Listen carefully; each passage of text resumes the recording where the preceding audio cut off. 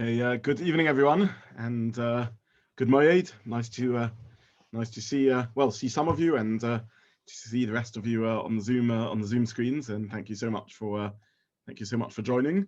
Before I start, also thank you to Aaron Lovat for arranging this series of Chol Hamoed Shiurim, alongside arranging our recently concluded series of Monday night Shiurim.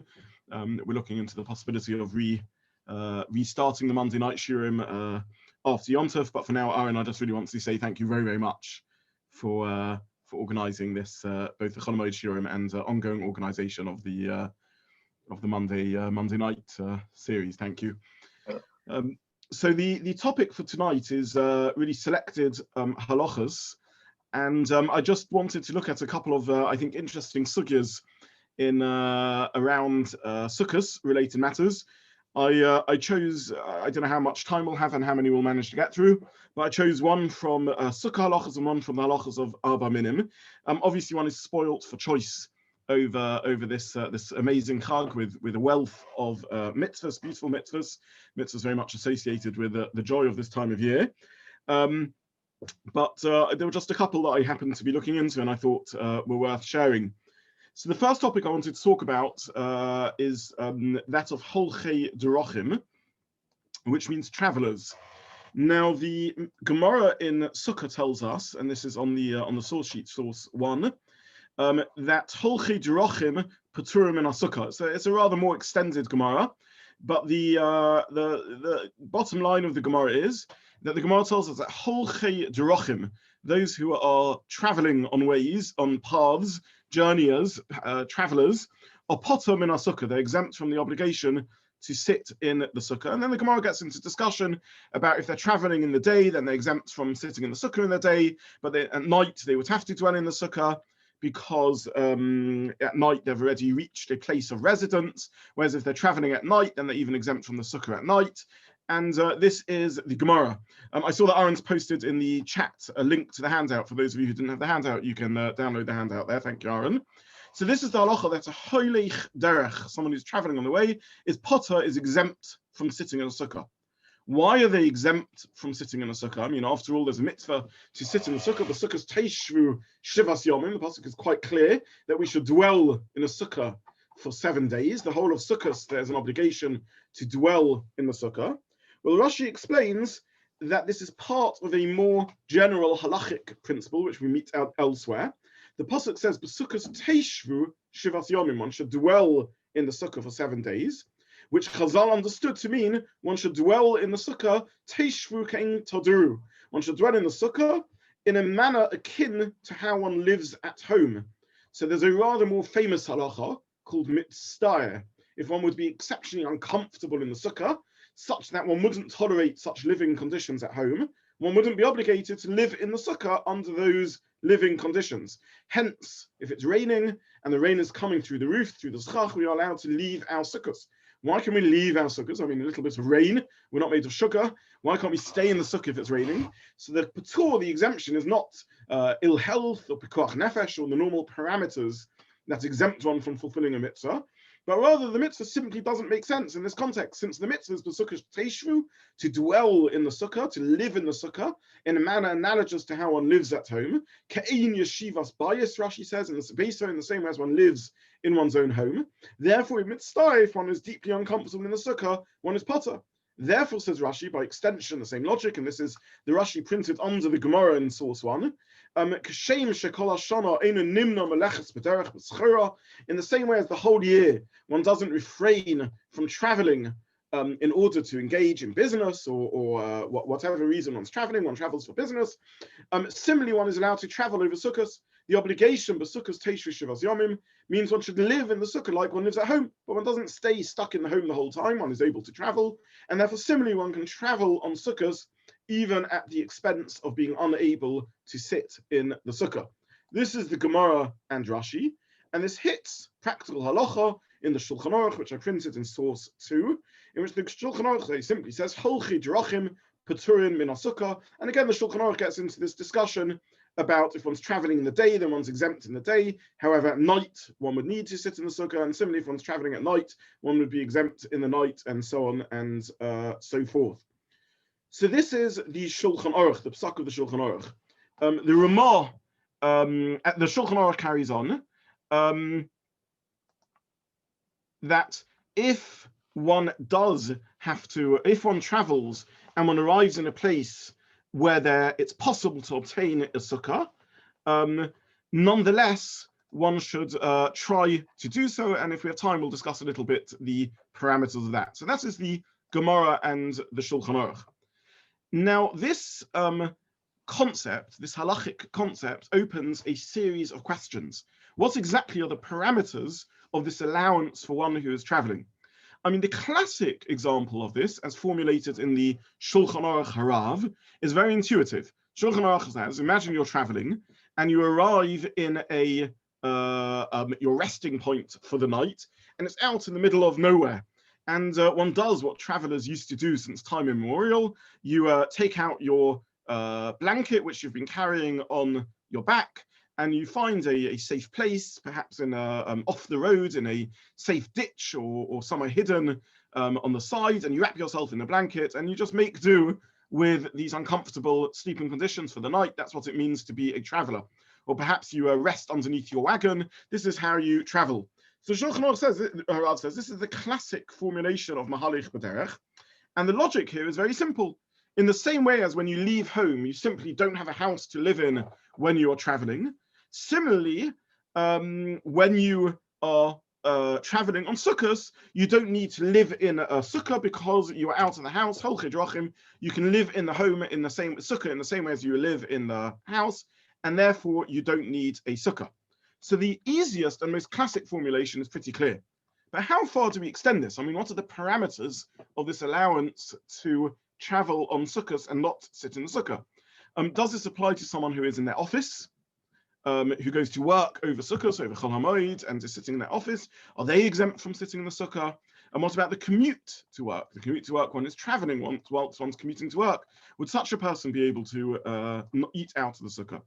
What happens if over Sukkot one's visiting relatives? Perhaps one has relatives who live somewhere else, the other end of London, and they don't have a Sukkah. Would one be allowed to eat outside a Sukkah in such a circumstance? What about a tiyul? One goes on a Sukkah ramble over Chol HaMoed. What could be nicer? One goes with one's family for a walk and enjoys the countryside of the Sukkot, or perhaps one goes to Thorpe Park and enjoys the theme park. Does one have to sit in a Sukkah in such a situation? And what about if one just pops out of the house for a few minutes? You just go shopping.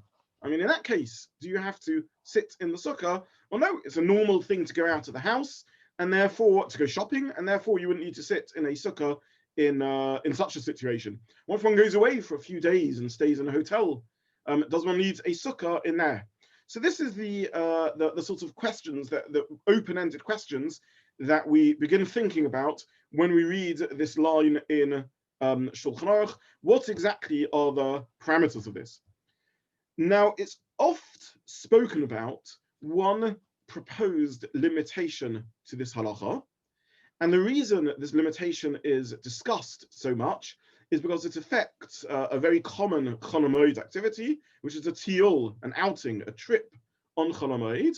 And there's a number of very classic teshuvos from the previous generations of poskim around this phenomena. If one goes on a tiyul on Sukkot, this wasn't really discussed before the 1970s and on, when this sort of began taking off. If one goes on a tiyul, just a trip on Chol HaMoed, does one have to sit in the Sukkah or not? So this is often discussed. Less discussed is, I think, a number of other halachic factors which are relevant to this. And my argument is going to be that this halacha is significantly more conceptual and complicated than is often realized. And the focus on the particular discussion of a tiyul based upon the teshuvah by Moshe Feinstein, which really generates a lot of discussion, is in some ways missing a lot of the very interesting things that need to be thought about around this halacha. But let's start, as the subject so often does, with the teshuvah of Moshe Feinstein, which I printed in source 3. And Moshe is discussing, can one go on a tiyul on Sukkot if this would mean that one is unable to sit in a sukkah. Would one be exempt from sitting in the sukkah if one finds oneself in the forest or in Thorpe Park, enjoying a nice theme park, enjoying a nice trip, and realizes that one doesn't have a sukkah? Does one have to build a sukkah? Does one have to refrain from eating outside the sukkah? And basically speaking, Ramoshe, he has a couple of tshuvas about this. He has a tshuva in Orach Chaim, Chelik Gimel, he has a tshuva in Even Ezra, Chelik Daled, and he basically argues that the allowance, the leniency of a Holchai Derachim is really only when there's a need to travel, a genuine need to travel, not when one is just choosing to go on a trip because one would find that relaxing or enjoyable. In fact, Rashi, if you remember, when we looked at Rashi gave the example. He said, so just like people travel during the year for sechora, for business. So business, earning a parnasa, is a definite need. We all need to earn our livelihoods, and therefore Rashi gives this as an example of a legitimate reason to travel on Chol HaMoed and lose out on the mitzvah of Sukkah. However, someone who is merely engaged in a pleasure trip, says Ramosha, how on earth can we suggest that such a person would be exempt from the mitzvah of sitting in a sukkah? It doesn't make sense. It can't be that such a person is exempt from sitting in a sukkah. I mean, after all, normally the parallel, the twin halacha of the exemption from sitting in the sukkah is what we already mentioned, mitzvah, someone who is suffering by sitting in the sukkah. It's raining, it's cold, it's impossible to be there. That's a case of being exempt from sitting in the sukkah.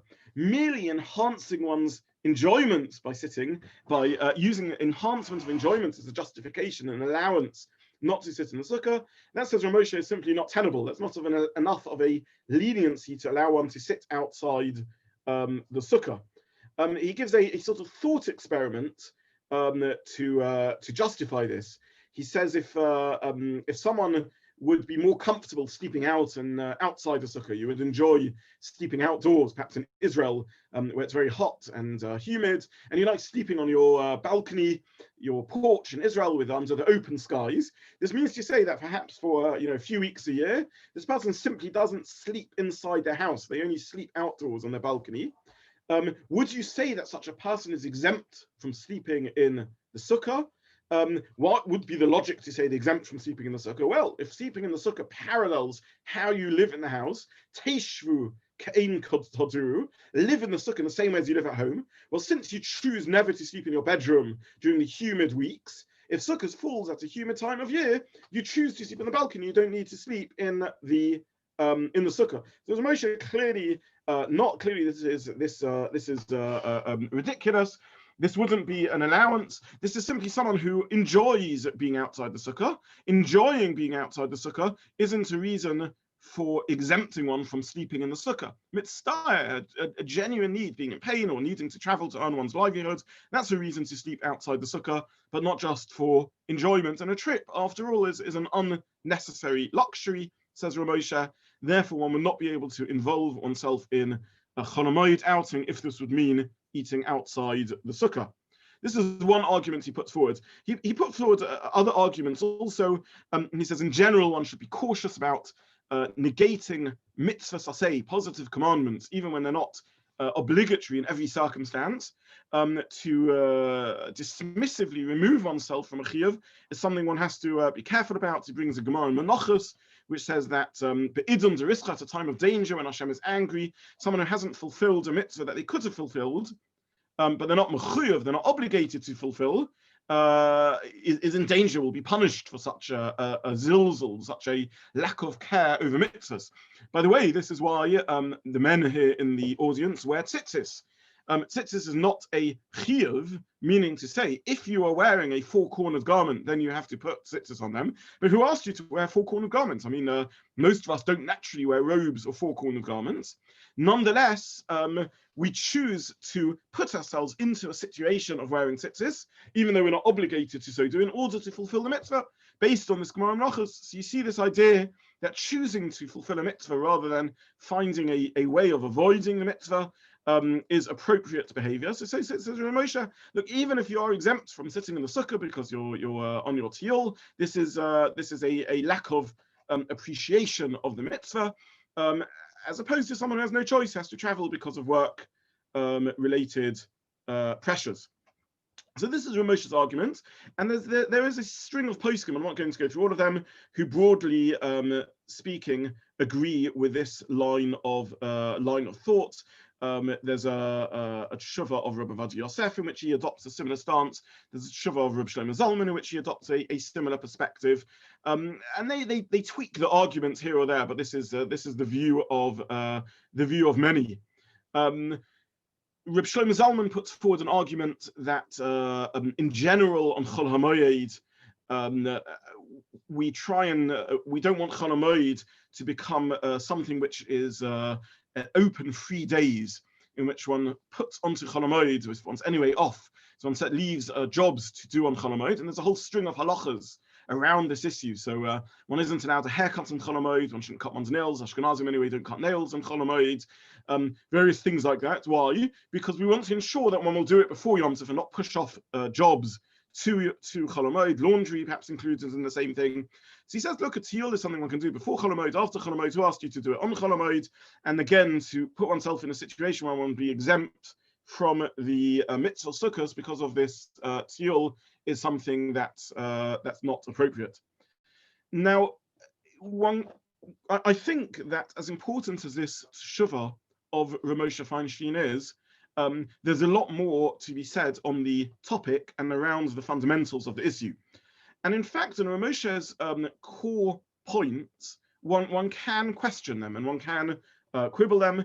Reb Aaron Lovat, who I thanked earlier for this series, sent me a very beautifully written up piece in which he brought a string of arguments against this claim, and I was preparing for the shiur, and my thinking was on very similar lines to the piece he put together. The argument that a tiyul is an unnecessary luxury is not so clear cut. We do find that part of Simchas Yom Tov is that one goes out and one enjoys walking in the ginos, the gardens, the sodos, the fields, the pardesim. The Rishonim talk about that. There's a Rambam that talks about this. There's a Trumas Hadeshen that talks about this. That part of enjoyment of Shabbos and Yom Tov is being able to go out and go for a walk. Certainly, a Simchas Yom Tov for children is to be able to go out, and in Halacha, Simchas Yom Tov needs to be appropriate for each target audience.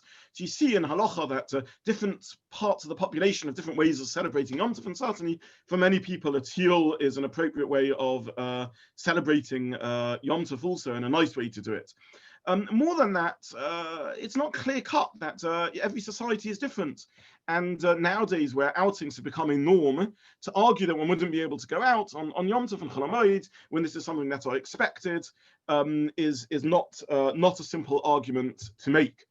The real most, I think, strongest challenge against Ramosha, beyond the fact, as I said, that it's a little bit difficult to quantify, is going for an outing a luxury? Is it an extra? Is it a basic necessity? The language of Rashi, in which Rashi says, you can leave your home for sechura, for business, doesn't seem as if Rashi's coming to exclude anything else. He says during the year you leave your home for business, and that's true. But you also leave your home for a string of other reasons. The strongest argument against Ramosha is really the argument from silence.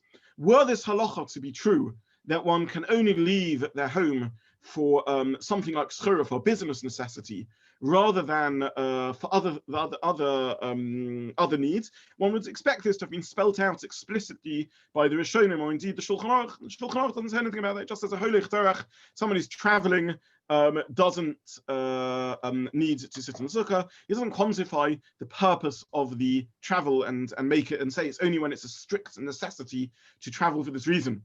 And by the way, in the olden days, in the ancient world, people traveled for all sorts of reasons. One shouldn't think that Holchai Derachim, in those days, people avoided traveling unless they had absolute necessity to do so. People knew how to travel to visit friends. They knew how to travel to enjoy themselves. One finds this in Halacha and other areas where travel is spoken about, like on Hilchos Shabbos. There's discussions about a range of reasons why people might choose to travel. So the idea that the Shulchan Aruch and the Rishonim indeed didn't mention this clause that it's only if it's vital to travel is very difficult.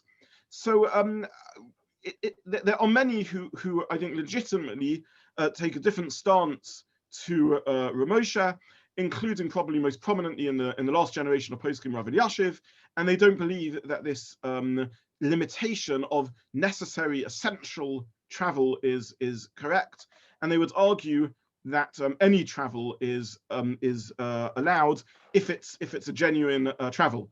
However, there are other definitions that need to be thought about travel. Does it include popping out for the shop? Does it include the commute? Does it, and so on and so forth? And this is what we will need to discuss. So, first point: necessity of travel. Is it only if it's vital travel or not? Ramosha argues only vital travel, and others consider a tiul to be vital, and equally question whether it has to be vital travel at all. We will revisit this issue because I think, again, there's a more fundamental point going on over here. Now, there is a second issue, which is around this whole assumption that somehow not being in the sukkah the whole time is a diminution, is a reduction in keeping the mitzvah. Ramosha argues by comparison to the Gemara in Menachos, in which it says that choosing to exempt oneself from tzitzis is a inappropriate thing to do. It's true that one doesn't have to wear tzitzis. After all, who asks you to wear a four-cornered garment? Nonetheless, the Gemara seems to indicate that it is right to put oneself in a situation where one is obligated in the mitzvah. Now, there's a number of questions one could write about that. One could raise about that comparison. First of all, this person is not really exempting themselves from sitting in the sukkah. We're not talking about someone who's traveling for the whole of sukkahs. We're talking about someone who is out of the sukkah for some of the time. The Gemara is probably talking about someone who is negating a mitzvah in a sort of semi-permanent or permanent manner. It's not referring to bakroi, just someone who very temporarily isn't keeping the mitzvah. After all, we take tzitzis off also. Someone is going for a shower, a swim, going to sleep in the middle of the day, engage in sport activities. There's all sorts of reasons why we might not wear tzitzis for a short amount of time, and we don't find that this is a concern. The rule that we should wear tzitzis in order to demonstrate our appreciation of mitzvahs, even though it's not technically an obligation unless one is wearing four-cornered garments, isn't an absolute, it doesn't mean every second of the day one has to. And similarly, this is a person who is living in the sukkah and just temporarily stepping out of the sukkah for a time. I mean, we find you can step out of the sukkah for all sorts of reasons. There are other reasons why we step out of the sukkah to daven over sukkahs, and the post can speak about this. Is it better to daven in the sukkah? Is it better to daven outside the sukkah, to shake the lulav inside the sukkah, outside the sukkah? But most of us step out of shul to daven. We don't find anyone raising a concern. How can you step out of the sukkah temporarily because of idun derischa, because of this idea that one should try and keep a mitzvah every second of the day, and any reduction in the mitzvah is somehow problematic. So this is the first point, a sort of general point that a mitzvah which, if one isn't in a situation needing to keep it, one nonetheless should keep it, doesn't mean that one has to keep it every second of the day. A more fundamental point is that if we understand the lomdos, the logic of teishvu ka'ink taduru, what it's telling us is one should live in the sukkah. One should dwell in the sukkah in a manner similar to how one dwells at home. And therefore, just like at home, one steps out of one's home for all sorts of reasons. Similarly, one can step out of the sukkah for all sorts of reasons. Meaning to say, unlike my earlier point in which I said, look, one is leaving the sukkah by going to shul or by going on a walk and other things, but it doesn't matter because there's no obligation to keep a mitzvah every single second. The more fundamental point is that perhaps the whole comparison is flawed. Perhaps in a sense, one is keeping the mitzvah sukkah the whole time. Stepping out of the sukkah isn't a negation of the sukkah's teishvu shavas yomim. One is dwelling in a sukkah, and the way one dwells in one's accommodation, in one's home during the rest of the year, and in one's sukkah over sukkah, is by primarily being at home for significant amounts of time being at home, and for significant amounts of time being out of the home for all sorts of reasons.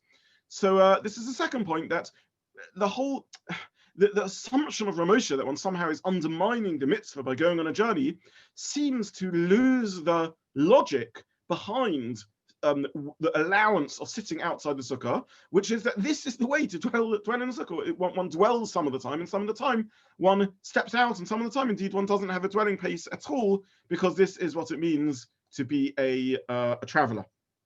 So this is the sort of, I think so far is pretty much the formulation of the Ramosha and the debate around Ramosha's point.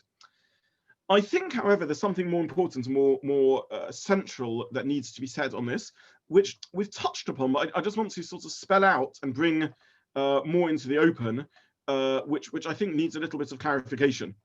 And this is the next siman in Shulchan Aruch, who speaks about someone in their, I'll modernize the scenario of the Shulchan Aruch, think about someone who's in their shop or in their office. And the Shulchan Aruch there says one does need to sit in the sukkah in such a situation. Why is it? I mean, after all, I'm out of my home. If I'm at home, I need to sit in the sukkah. When I would be at home, teishvu ka'in tadu, sit in the sukkah in an analogous manner to how one sits and dwells in one's home. But I leave my home sometimes. I leave my home to go to work. I leave my home to sit in my office. Why do I need to eat in the sukkah when I'm in my office? After all, I'm out of the home, and the whole logic of the halacha is that outside the home, one doesn't need to sit in the sukkah. And Shulchan Aruch says not like that. Shulchan Aruch says no, at work, in the office, in the shop, or whatever it may be, you do need to sit in the sukkah. Why would one need to sit in the sukkah there?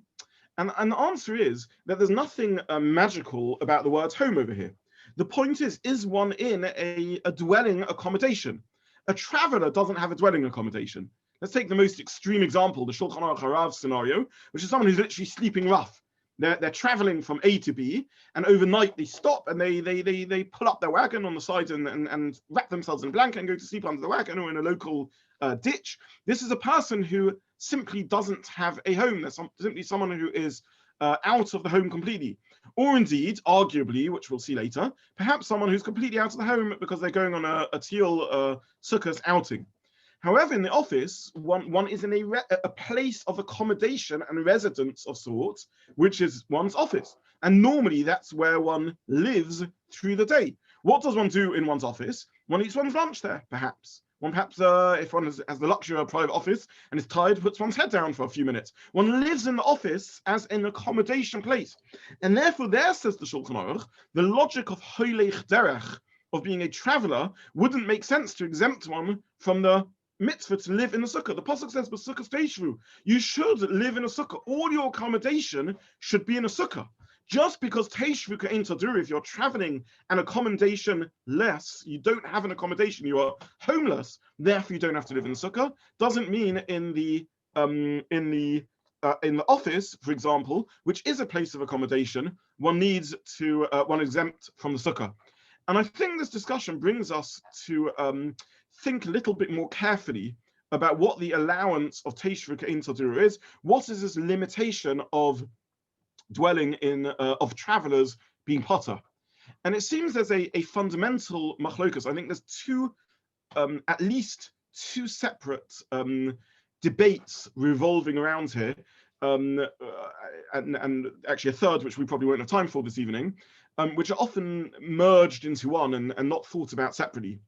The first debate is the logic of teishvu ka'in tadu a limitation in the chiyuv? Meaning, how far the Torah obligates me to fulfill this mitzvah. So let's take the comparison to mitzvah, to one who's in pain. One way of reading the Gemara's interpretation of Sukkah's teishvu, dwell in the sukkah like you dwell at home, is limiting how far the mitzvah obligates one. It's a general question, which is a very fascinating question. How far do mitzvahs obligate us to go out of our way? How much of a price do we have to pay for mitzvahs? Now, we know we don't have to pay pekuach nefesh, right? We don't have to sacrifice our life for most mitzvahs, fine, that's clear cut. But what about a mitzvah that comes at great expense? What would happen if the only way I can eat matzah on Pesach is by spending a hoin rav, a great fortune? What would happen if eating matzah on Pesach would cause me suffering, but not danger in any way? It would trigger a migraine or a stomach pain that would be very, very painful, but not dangerous in the least.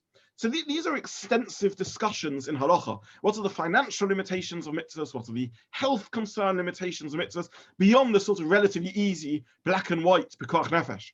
One way of understanding the limitations of mitzvah sukkah is that mitzvah sukkah is different to other mitzvahs. With other mitzvahs, we need to learn the general rules of the extent of the obligation. But with sukkahs, the Torah specifically, explicitly limits the extent of the obligation. And it said, dwell in the sukkah to the degree that you would sacrifice for dwelling at home. So it's a limitation in the mitzvah, in the obligation. And therefore, mitzvah, if I'd be in pain, I don't need to live in the sukkah. I don't need to give up too much for it. Similarly, if I'm traveling for a need, I don't need to give up too much for it. And this seems to be Ramosha's way of thinking about the Sukkah. And therefore, Ramosha argues, this is where there's a general need, and that's the whole start of the conversation, in which he compares it to mitzvah. He says, look, if you're in pain, you can leave the sukkah, but for the luxury of a tiyul, don't go on a tiyul. Who needs a tiyul? Who needs that luxury? Work, you need to leave for sechura, for business. You have to travel. Nebuch, you have to travel. What can you do? But who asks you to travel on sukkahs when you don't need to? The alternative to Ramosha is that Ramosha is not to look at the nitty-gritty of about, is a tiyul necessary? Isn't it necessary? How much of an expectation is it? And so on. But is the whole concept. The alternative to Ramosha is a completely different way of reading the halacha. The halacha isn't about a limitation to the obligation. How much do you have to sacrifice to the obligation? You only need to sacrifice as much as you would sacrifice for living at home. But no, it's to live in the sukkah like you live at home. It defines the nature of living. It talks about a class of activity. The only class of activity you need to do in a sukkah is regular dwelling type activity. The nature of living you need to do in the sukkah is akin to the nature of living that you do in the home. And therefore, if this isn't the sort of living that you do at home, you don't need to do that sort of living in the sukkah. So it's not about a limitation on a sacrifice and how much I need to give up to keep the mitzvah, which is Ramosha's model of thinking about it. And therefore Ramosha is bothered by how necessary is it for me to leave the sukkah. It's about the nature of the activity. So live in the sukkah as you normally would, and therefore travel wouldn't be a problem. By the way, the way of defining this is very, very interesting. There is another halacha which is somewhat analogous to this and deserves to be mentioned, which is why is it that we only need to eat bread or perhaps large quantities of mazonos in the sukkah? Why is it that we can have a cup of water or a piece of fruit outside the sukkah? And the answer is because really the same halachic principle. Chazal understood that an achilas keva, a proper meal one eats at home, and they understand a proper meal is a meal of bread or perhaps large quantities of mazonos. Something which isn't a meal, but is just a snack, well, one has these sorts of things outside the home. One wouldn't, hopefully, eat just in the street, in a non-settled place, a proper meal. However, a cup of water one would take in the street, a bite of fruit one would take outside the home, and therefore there isn't an obligation to have these in the sukkah. So really this is a third example of this sort of halachic principle of work of Besukkah's teishvu shavas yomim, dwell in the sukkah in the way one dwells at home, and therefore a cup of water one doesn't need to have in the sukkah.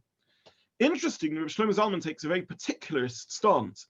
He seems to think that one needs to consider each case by itself rather than as a class of living. So Rabbi Zobin takes the view that if one is at home and wishes to have a cup of water, one should go into the sukkah to have this cup of water. Why so? Because there's, look, if you're out and about, you wouldn't go home to have a cup of water. But if you were literally just outside your front door, you would go into the house to have a cup of water. And therefore, it's not that a cup of water, there's a magical formulaic principle that water never needs to be eaten in the sukkah. You need to look each case in context and understand how would this normally be eaten. Now, it is true to say that normally speaking, if you're out shopping, you wouldn't go back home for a cup of water or a piece of fruit, and you would if you needed a proper meal. However, if you're at home, are you just outside your sukkah? Well, if you're just outside your home, you would step back into the home to have a drink of water, and therefore you need to step back into your sukkah to have a drink of water if you're outside the sukkah. And I, again, just want to say that there's sort of two ways of looking, 2 points one can make on this Rabbi Zobin. One can quibble around the details and say, is it really true that one step back into the home to have a cup of water? Well, often it's convenient to do so because the tap's in the home. But if you're outside gardening and there's a bottle with you, maybe you wouldn't bother going back into the home to have your cup of water. So one can question the premise. But the deeper thing is it right to look at each specific scenario by itself, or does one look at a style of living, a class of activity? If this is the sort of activity that's done at home, the Sukkah's teishvu shavas yomim, don't do it at home, do it in the Sukkah on Sukkot. If it's the sort of activity which is done outside the home, then one doesn't need to do it on in the Sukkah. So this is one sort of general discussion. Again, Ramosha Feinstein seems to understand it's about mitzvah, about limitation, how much you need to give up to live in the sukkah. And therefore he says, look, giving up to travel for work that you have to do, travel for pleasure, it's not an allowance to leave your sukkah. The alternative model is, no, it's about the type of activity you do in the home. traveling is an activity which by definition is done out of the home, and therefore you can do so even though there's no particularly pressing reason to do so. You just want to travel because you enjoy a good sukkah tiyul. We don't have to go into the Lomdus probe at depth about how necessary is the tiyul nowadays. Do we need these sorts of walks? This is important for our kids. It just isn't the sort of activity that needs to be done at all. Now, there's a second, so this is one discussion or confusion I think is around here. There's a second debate to be had, or second conceptual question to be had, which is how do we look at the whole mitzvah of Besukkos Teishru Shivas Yomim and the allowance of Teishru K'ein Taduru?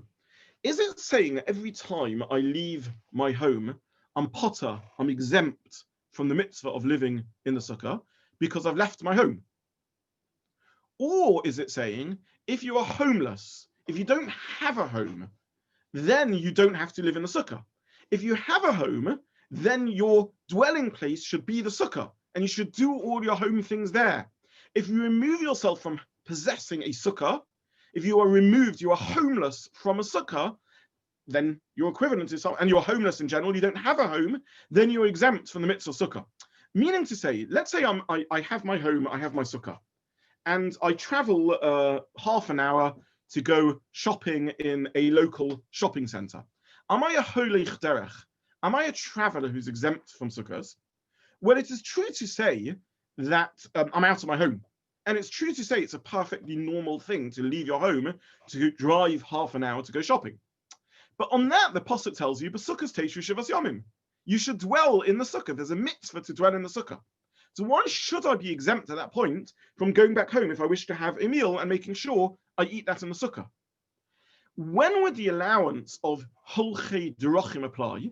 When I'm genuinely homeless, when I'm removed from my home.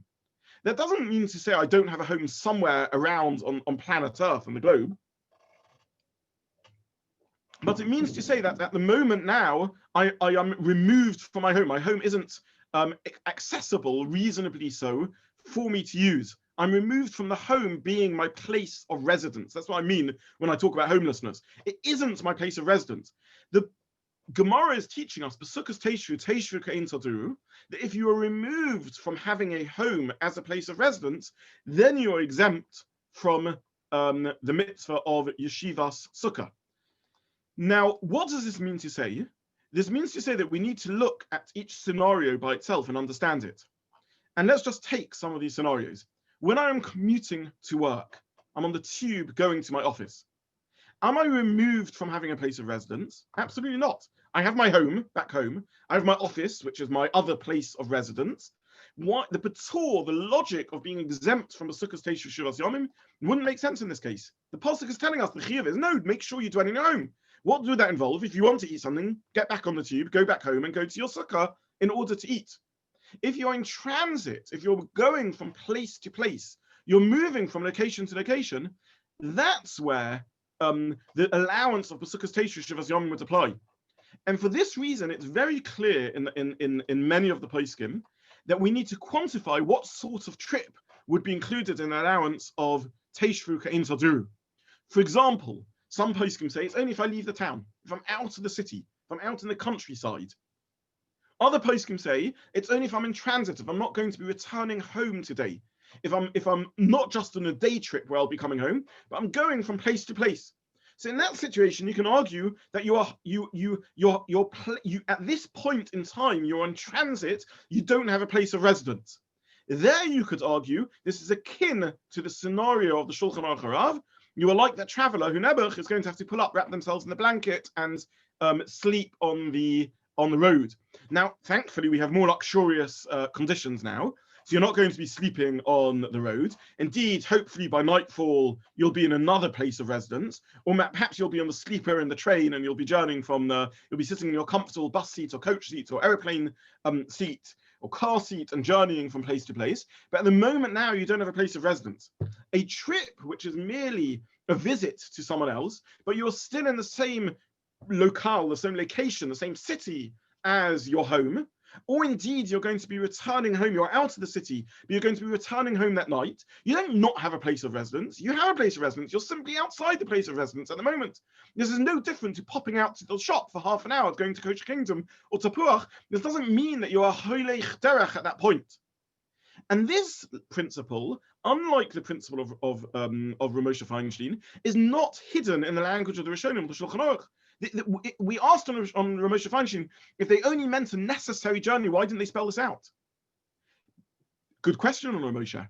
But what did they spell out? They said a Holchai Derach, someone who is a traveler who's going on the way, not someone who's popping out to the shops, not someone who's commuting to work, and indeed not even someone who is going on a tiyul or going to visit relatives at the other end of London, or whatever the case may be, because in all these situations, you are simply a person who's out of your home. You've popped out of home. You haven't left your place of residence, and therefore the allowance of Holchai Derach wouldn't apply. And I simply want to conclude by saying that it seems to me that this is the correct conceptual understanding of the halacha. I believe what I'm saying is agreed upon by all poskim. This isn't the debate. This isn't the controversies around Ramosha's point, what's enough of a reason to leave, and so on and so forth. Ramosha clearly did consider the possibility that were it necessary, a tiyul would be enough to exempt one from the sukkah, but I think there's good reason to believe that if it's a day trip or a trip where one's still in one's city or something of the sort, that's not homeless, you're not residence-less at the moment, you're simply just popped out of your home, and the allowance of Holchai Derachim wouldn't apply in this case. And certainly this is the way I am Moral Halacha, I pass on Halacha, that in these situations, this would not be a Holchai Derach, it would not be sufficient to eat outside a sukkah. So this is the first halacha I thought it was worth and interesting to touch upon today in discussing Hilchos Sukkah. I now want to put a line under that and discuss a very different sort of halacha in the 20 minutes that are remaining, just because I think this is also a very central halachic point. And here we turn over to page 2 in the handout. In the interest of brevity, I'm just going to perhaps summarize the main discussion points, just because we are a little, I used a little bit more than my half an hour of an ounce for the first halacha. Now, the discussion is, what is the best way to take your lulav and esrog? And this is something we face every single morning. We unpack our lulav from its plastic case, its wallet, and we open the cardboard box, or perhaps silver box that we have, and we take our esrog out. How are we meant to do so? Now, the Shulchan Aruch says that if you take your box out of your lulav and esrog out, and you hold it in your hands, unwittingly, you have already been mekayim, you have already fulfilled your mitzvah of Arba Minnim. The pasuk says, you should take for yourself, you should hold the Arba Minnim. We call it netilas lulav, taking for yourself the Arba Minnim, and that's what you've done. You're holding them in your hand. Now, it is true that we subsequently shake them. It's called nanuim. We shake them forward and to the side and all around and up and down, etc. There is an obligation of nanuim. The nature of this obligation is a little unclear, chiyuv d'rabbanan of sorts. Perhaps it has some basis in Torah law even. But the core mitzvah, the most basic level of mitzvah, is the taking of the lulav and esrog. And if you take them in your hands before you make the bracha, you have already fulfilled the mitzvah, and now you can't make the bracha. There is a general rule that brachas have to be made over l'asiyasan. Beracha mitzvahs have to be made before one does the mitzvah. Once one's done the mitzvah, it's too late. Maybe analogous, maybe not, to the equivalent with eating. If I take a food, a cup of water, I say charcoal, and then I have my cup of water. If I've already had the cup of water, it's too late. I can't say the bracha now because I finished it. If I'm planning to drink more, then I can now say a bracha on the more that I'm drinking. But if I've finished drinking, the time has already passed, I can't say the bracha on it. Now, the exact parameters of this concept of over l'asiyason, that a bracha needs to be made before I do the mitzvah, are complex. We will hopefully just spend a few minutes talking about it later. But for now, the Shulchan Aruch is concerned about this issue. If I've already taken the lulav and esrog simply by holding them in my hands, I can't make the bracha on them anymore, perhaps. Or at least it's non-ideal. It's driving it, shaking it. Since I'm still going to shake it, maybe I can still make a bracha, but I've said the bracha after the most important part of the mitzvah, the core part of the mitzvah, has already been done. Now the Shulchan Aruch gives two solutions to this problem. The first one is he says, don't pick up the esrog. Don't pick up the esrog, make the bracha, and then pick it up. Good solution. I take the lulav, hadassim, and arafis in my hand. The esrog, which I pick up last, again, we don't have time to discuss why I pick up the esrog last, but it's the last one I pick up. Maybe just practical considerations. The esrog is still in the box. I can open the box. I can take off the little foam cover. I've now got the esrog there. Make the bracha, pick up the esrog, and shake. And that way I've only doing the mitzvah after, I'm only taking them after I've made the bracha. This is solution number one in the Shulchan Aruch. Solution number two in the Shulchan Aruch is, what I think is probably the most common practice, is turn the esrog upside down. Turn the esrog upside down, hold it in your hands upside down. There is a halacha, which we're not going to go into now, that an esrog, the mitzvah can only be done derech geduloi, when the esrog is held the right way up. And therefore, if I turn it upside down beforehand, I haven't done the mitzvah yet. I make the bracha, and now I turn it the right way round. Now, the Beis Yosef brings a third solution. Beis Yosef, written by the author of the Shulchan Aruch, Rabbi Yosef Cairo, a lengthier work in which he writes effectively a series of essays on the Torah, on an earlier halachic work. He then summarized into his halachic conclusions in what we call the Shulchan Aruch. But the Beis Yosef, the author of the Shulchan Aruch, discusses this whole issue at greater depth. And he explains the Beis Yosef, the concept of this, pretty much what I've just summarized now.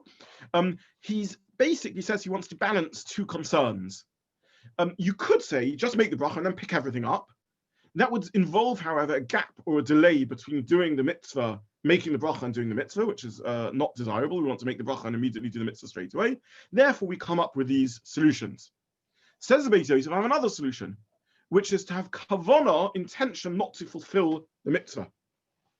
If I have intention not to fulfill the mitzvah, then I haven't fulfilled the mitzvah, and then I make the bracha, and then I fulfill it. So basically, pick everything up like normal, hold it all in your hands, no delays whatsoever, but have intention that you don't want to fulfill the mitzvah, then make the bracha, then have intention to fulfill the mitzvah, and that way I've made the bracha before fulfilling the mitzvah. Now, this suggestion of the Beis Yosef generated a lot of discussion. I'll just share very briefly what the discussion around this is without going into too much detail. There is a debate of which we are aware whether in general mitzvahs tzrichas kavanah. When I do a mitzvah, do I have to have in mind that I'm fulfilling the mitzvah? Or even if I do the mitzvah without being aware that I'm doing the mitzvah, I am yotza, I fulfilled the obligation. So, for example, it's Rosh Hoshana morning and I'm practicing blowing the shofar without any intention to fulfill the mitzvah. Have I unwittingly done the mitzvah because I've done the mitzvah? Mitzvahs don't need kavanah, I've done the mitzvah. No, I only fulfill the mitzvah if I have kavanah to the mitzvah. Or perhaps I'm practicing my leiling and it happens to be the Parshas Shema, it's Parshas for Chanon, and I lay in my way through Kriyas Shema. Have I done the mitzvah saying Shema? Even though I had no intention of fulfilling the mitzvah? No, mitzvah tzrichas kavanah, you need to have intention of doing the mitzvah. Now, la halacha, this remains a little unresolved, and certainly l'chatchila, even perhaps b'diavad, for mitzvahs min haTorah, we say that one only has fulfilled the obligation if one has had kavanah. Now, if we were confident that mitzvahs needed kavanah, we would have no problem over here. When you pick up the lulav and esrog, you have no desire yet to do the mitzvah. You're just picking them up. You then want to make the bracha and then fulfill the mitzvah. So why is there a complication over here?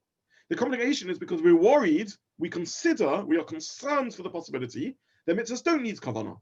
And therefore, unwittingly, I fulfill the mitzvah even without planning to do so.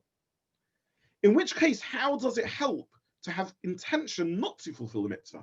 After all, the whole concern over here is that I picked up the lulav and esrog and I've done the mitzvah before I made the bracha, even though I had no intention to do so because of the possibility that mitzvahs do not need kavanah. If mitzvahs don't need kavanah, how does it help to have negative kavanah to remove me from fulfilling the obligation? Well, the Beis Yosef seems to be assuming is that the debate is around the neutral scenario. If I have no kavanah, have I fulfilled the mitzvah or not? But he seems to be assuming if I have negative kavanah not to fulfill the mitzvah, then everyone would agree I haven't fulfilled the mitzvah. And I'll just simply point this out, that this is an interesting and somewhat controversial idea around which there's a lot of halachic discussion. It raises profound philosophical questions about what a mitzvah is, and to what degree a mitzvah is a mechanical action, to what degree a mitzvah is one that involves intention.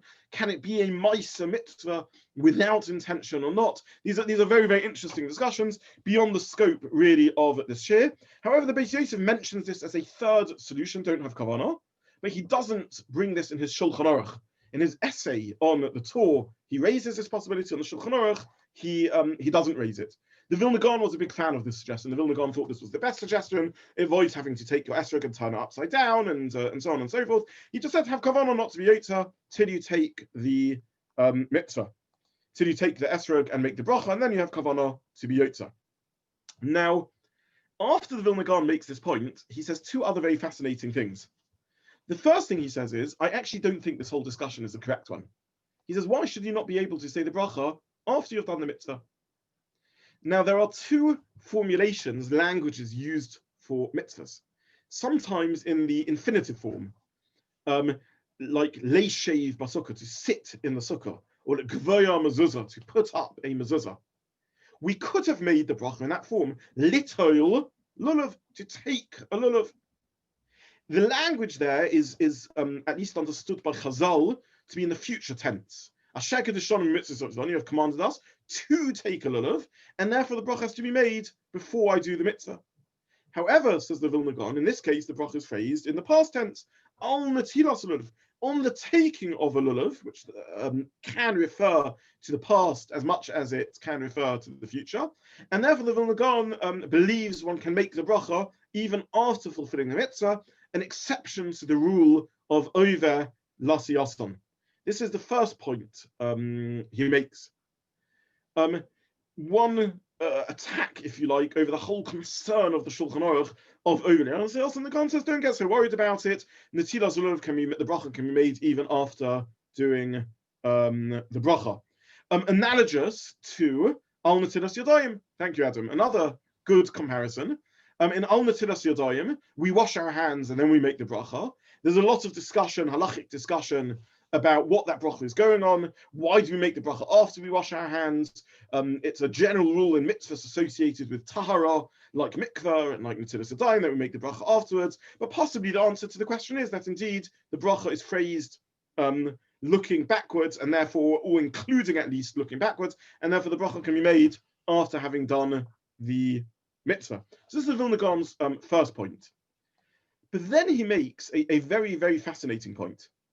And the second point he says is that if you are concerned about having fulfilled the mitzvah, then it doesn't help that you turn the esrog upside down, or indeed you don't pick up the esrog at all.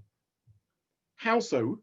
Because you've already done 3 out of 4 parts of the mitzvah. And here we get to a very fascinating idea. There are 4 components to the mitzvah of Arba Minnim. What is the relationship between these 4 components? Now, there are other mitzvahs which have a number of disparate elements to them. So, for example, tzitzis have white threads and blue threads, tchelas. And we know that we view these as one mitzvah, a combined mitzvah tzitzis, that nonetheless can be broken up into pieces in a situation in which I can't do the mitzvah as a totality. So if I don't have access to tchelas, as indeed was the situation for a large part of our Golos, I can nonetheless still do the mitzvah tzitzis by wearing white tzitzis. I'm not fulfilling the mitzvah completely, but the elements that make up the 2 parts that make up the mitzvah, the white and the tchelas, can be separated, and I can do one part without the other part. To fill in, if for some reason one can only put on shel rosh or not shel yad, is a very interesting question. Is this a meaningless act because I haven't done the mitzvah? Or is this a meaningful act because I'm doing one part of the mitzvah? And therefore we would have the same question with Arba Minnim. What is the relationship between these 4 components, these 4 species in the mitzvah? Is there a mitzvah fulfilled? Is indeed this statement true that if I've already taken 3 out of the 4, I've fulfilled 3/4 of the mitzvah, 3 of the components of the mitzvah? Or no, maybe it is meaningless if I don't have access to the 4th species to take one of the 3. Now, this is discussed in the Shulchan Aruch a little bit further ahead in these halachas, in Seif Yud Beis, and I printed it at the bottom of the source sheet. And the Shulchan Aruch takes a very definite stance on the matter, and he says one only fulfills the mitzvah if one does all four components. If one is only able to do 3 out of the 4, there may be symbolic value in doing the mitzvah. However, the mitzvah is not fulfilled. So if I know that I will not have access to aravos for the whole day, I can't take the first 3 species, I can't make a bracha on them because I know I will not have the 4th one, and therefore this is not the mitzvah. The mitzvah is the combination of these 4 components. However, the Shulchan Aruch then raises a separate possibility. True, the mitzvah is fulfilled through taking these 4 components. However, can I do them separately? Can I take one at a time? If in the morning I will have a lulav, in the mid-morning I will have my esrog, afternoon my hadassim, and early evening my aravos, can I fulfill the mitzvah in that manner? Now, Rabbeinu Tam is of the opinion, no. All 4 have to be taken together. After all, we said, these 4 components make up the mitzvah. However, the Shulchan Aruch disagrees. The Shulchan Aruch paskins like the Rambam and other Rishonim, who says one can take all 4 separately as long as one has all 4. So if one doesn't have all 4, even though perhaps later one will be able to source it, one couldn't do so because then they are wrenched apart, they are separate. But if I have all 4, if they're all mitzuyim, if they're accessible, even though they're not directly here in front of me, I can take the bracha on one, I can do the mitzvah with one, and then the next, and the next, and the next. This is how the Shulchan Aruch paskins. Now, this leads to a very interesting set of halachas, which unfortunately I'm not going to have the time to discuss now, which is it is possible to make a bracha of al netilas aravos, or al netilas hadassim, or al netilas esrog. We are used to the bracha of al netilas lulav, and this again is an important topic, why we make the bracha naming the whole set lulav. But the fact is, this is what we do. And normally speaking, one will never make a bracha on one individual component. It's a good quiz question. When would I ever make the bracha of al netilas hadassim, al netilas aravos? But there could be a scenario where this would happen. In fact, this happened to a historical figure called Rabbeinu Meshulam. He was one of the Bali Tosfos, and he shook his Arba Minnim. If this ever happens to you, you don't need to be embarrassed because you're in good company, you're with Rabbeinu Meshulam. And after shaking the Arba Minnim, he noticed he didn't have his aravos in the lulav. We didn't have both aravos, he only had one of the aravos. So he's already done the mitzvah of shaking 3 out of the 4 components, and he hasn't done the final one. Were he to stop at this point, he would have done nothing. Meaningless, because it's only the 4 components combined that make the mitzvah. However, he does have aravos. He's got aravos at home. Or perhaps he's even got aravos there in shul. He just forgot to load them into his lulav. So now he has to put the aravos in and do the mitzvah. But what bracha should he make? He can't make a bracha of al netilas lulav because he's already shaken the lulav. He can't not make any bracha at all because he's interrupted between the 2 parts. So he's now obligated. He's doing a ma'aseh ha-mitzvah, continuation of the act of the mitzvah, and he's going to do a mitzvah. So therefore, he should make the bracha of al netilas aravos, a bracha on just shaking the aravos, and this is the 4th component of his mitzvah. Now, you all understand this isn't lechatchila. Lechatchila, one should do it together because of the view of Rabbeinu Tam that all 4 should be taken together. Nonetheless, la halacha, this is how we paskin, that in certain situations one can be yotza by taking them separately. Says the Vilna Gaon, this is exactly what has happened over here. I've taken and done the mitzvah with my 3 out of my 4, my lulav hadassim aravos, which I'm holding the right way. It's true I haven't done the 4th one, but I'm going to do the 4th one. Were I not to do the 4th one and never take an esrog, I would never have done the mitzvah. However, here where I am going to take the esrog, I'm going to complete the mitzvah, in which case the part in which I did the mitzvah already was by taking the first 3. That was the first act of the mitzvah, and it's only the 4th component which I still haven't done. And therefore, says the Vilna Gaon, how can I make a bracha when I'm 3/4 of the way through the mitzvah? So it's a very, very fascinating question and idea.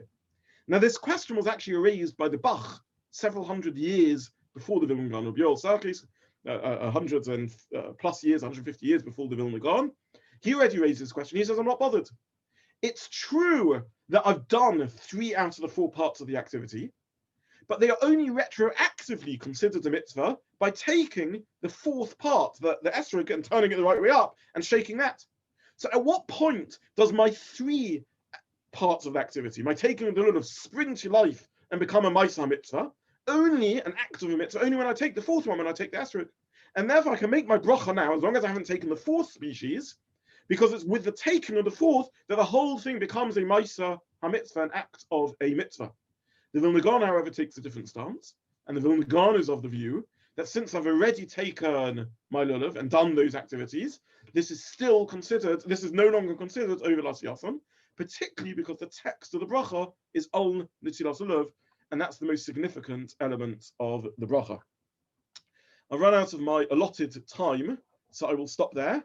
But I think this raises interesting questions in the discussion between the Bach and the Vilna Gaon. What is an action of a mitzvah, and how we are meant to relate to this concept of doing an act, which in the meantime is meaningless because I've only taken 3 species. And yet when I take the fourth, at that point it becomes an act of significance by completing the culmination of the mitzvah. So this is an interesting idea. What does it mean to make a bracha? What does it mean to be involved in the action of the mitzvah?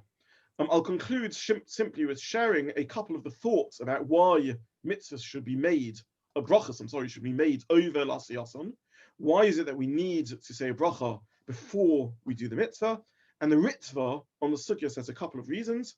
The first thing it says is to help us focus on doing the mitzvah. When I say a bracha, I meant to remind myself about the purpose of the mitzvah and the avodah. It is true that in Yiddishkeit, in Halacha, we look a lot at actions. Deeds we consider more important very often than thoughts and the ideas behind them.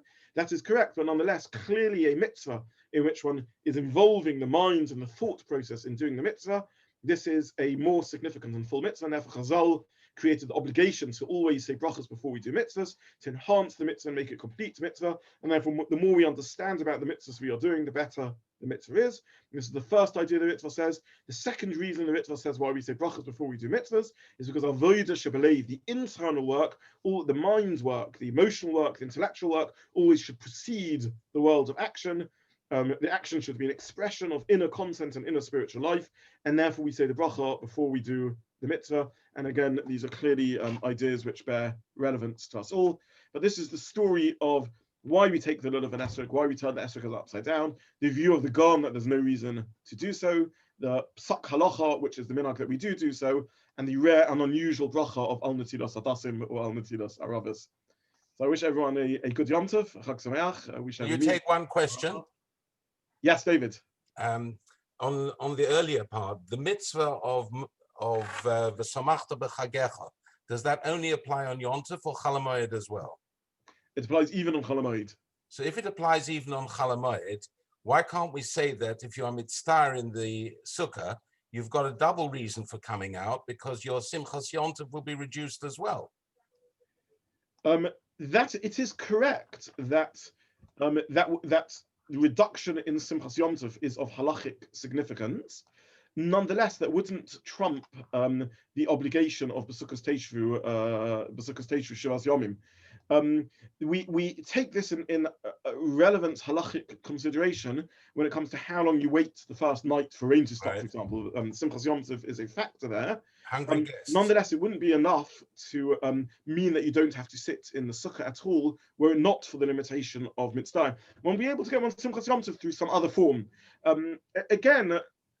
It's not. We're used to the idea that rain is mitzvah and therefore exempt from sitting in the sukkah.